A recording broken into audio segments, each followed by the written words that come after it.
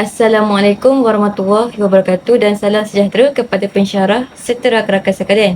Nama saya Nur Nadirah binti Johairi daripada kelas HCH 3273 Mitologi bernama Trik C23A1058. Pada hari ini saya akan membentangkan poster infografik yang bertajuk Sastra Lisan, Naratif dan Bukan Naratif. Dalam pembentangan ini saya akan menggunakan teori functionalism oleh Bronislaw Malinowski.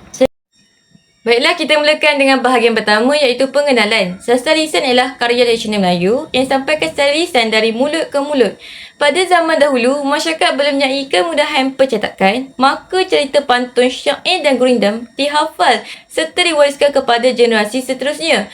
Menurut Richard M. Dawson pada tahun 1973, sastra lisan dikenali sebagai folk literature atau kesusastraan rakyat. Sastra lisan berfungsi sebagai hiburan, pendidikan dan alat penyampaian nilai moral. Melalui sastra lisan, masyarakat dapat mempelajari tentang adat, agama, sejarah dan panduan hidup.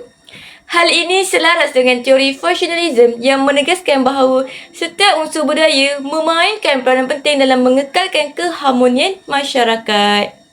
Secara umumnya, sastra lisan terbahagi kepada dua bentuk iaitu naratif iaitu karya mempunyai jalan cerita, bukan naratif iaitu karya berbentuk puisi tradisional yang menekankan keindahan bahasa dan nasihat.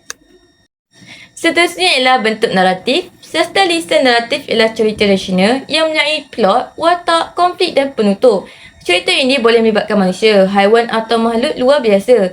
Antara ciri-ciri naratif ialah mempunyai jalan cerita yang lengkap, mengandungi watak dan peristiwa, berkaitan dengan budaya serta kepercayaan masyarakat dan menyampaikan nilai moral. Jenis-jenis sastra naratif ialah mitos, legenda dan cerita rakyat. Mitos berkaitan dengan unsur supernatural dan kepercayaan masyarakat.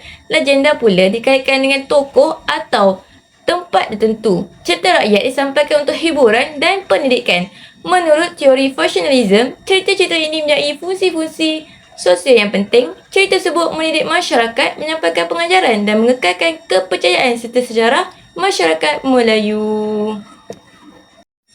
Bahagian ketiga ialah bukan naratif. Sastra lisan bukan naratif ialah karya yang tidak mempunyai jalan cerita yang lengkap.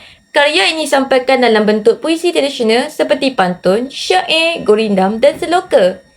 Ciri-cirinya ialah tidak mempunyai plot dan watak berirama, menggunakan bahasa yang indah, mengandungi maksud tersirat serta menyampaikan nasihat dan juga pengajaran.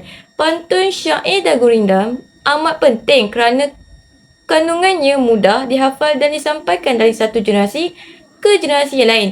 Berdasarkan teori functionalism, puisi tradisional ini berfungsi sebagai medium untuk menyampaikan ajaran agama, nasihat, adat serta falsafah hidup masyarakat Melayu.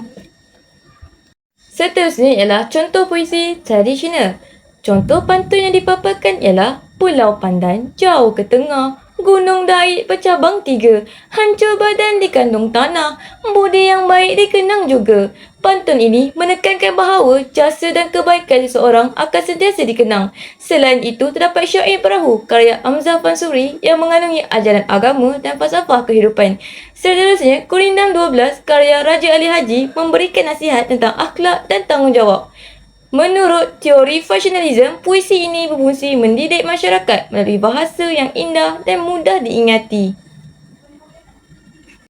Bahagian seterusnya ialah contoh prosa tradisional.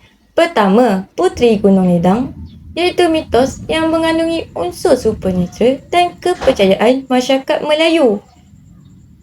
Kedua, Mahsuri, sebuah legenda yang menonjolkan pengajaran tentang bahaya fitnah dan pentingnya keadilan.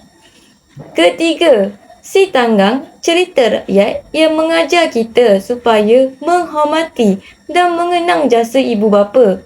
Berdasarkan teori functionalism, cerita-cerita ini berfungsi membentuk tingkah laku masyarakat dan menyampaikan nilai moral yang menjadi panduan hidup.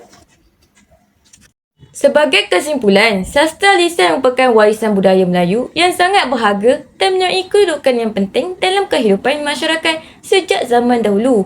Sastra lisan bukan sahaja menjadi medium hiburan tetapi juga berfungsi sebagai alat pendidikan yang menyampaikan nilai moral serta panduan hidup kepada masyarakat. Secara keseluruhannya, sastra lisan terbahagi kepada dua. Bentuk utama iaitu naratif dan bukan naratif. Bentuk naratif merangkumi mitos, legenda dan cerita rakyat yang mempunyai jalan cerita, watak dan juga pengajaran. Manakala bentuk bukan naratif pula, terdiri daripada pantun, syair, gurindam dan seloka yang menunjukkan keindahan bahasa, irama serta maksud yang tersirat.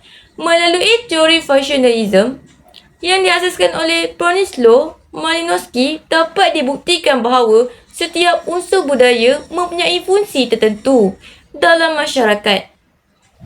Dalam konteks ini, sastra lisan memainkan peranan penting dalam mengekalkan adat dan budaya, menyampaikan ajaran agama, membentuk akhlak serta mengukuhkan identiti masyarakat Melayu.